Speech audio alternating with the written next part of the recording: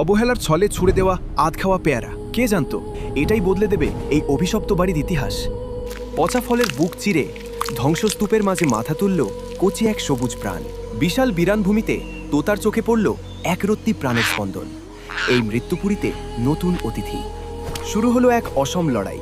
ঠোঁটে নারকেলের মালায় একটুখানি জল আর অনেকখানি আশা। তৃষ্ণার্ত শিকড়ে পড়ল জীবনের ছোঁয়া। ফোঁটা ফোঁটা ভালোবাসায় সিক্ত হল রুক্ষ মাটি। দিন গড়ায়। অতন্দ্র প্রহরীর মতো সে আগলে রাখে চারাটিকে। ঝড়ঝাপটা থেকে বাঁচাতে সে একাই ঢাল। অবশেষে এলো সেই দিন। ভূতের বাড়ি আজ পাকা পেয়ারার গন্ধে মাতোয়ারা। ফিরে পেল প্রকৃতির রূপ। হঠাৎ সুখের দিনে আধার। বুনো হনুমানের দল মুহূর্তেই তছনছ করে দিল তার সাধের বাগান। চোখের সামনে শুধুই ধ্বংসলীলা। ভাঙা ডাল দেখে বুকটা ফেটে গেল কান্নায়। সব কি শেষ? না, হার মানল না সে।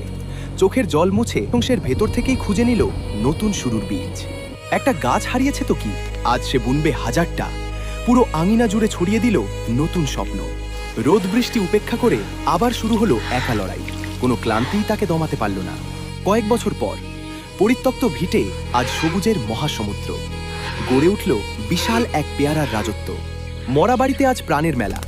দূর দূরান্ত থেকে হাজারো পাখি এলো উৎসবে মাততে। আধ খাওয়া পেয়ারা আর অদম্য জেদ বদলে দিল পুরো জগৎ। এই তোতার ত্যাগের জন্য কি একটা লাইক আর সাবস্ক্রাইব হবে না? বন্ধুরা, প্লিজ পাশে থাকবে।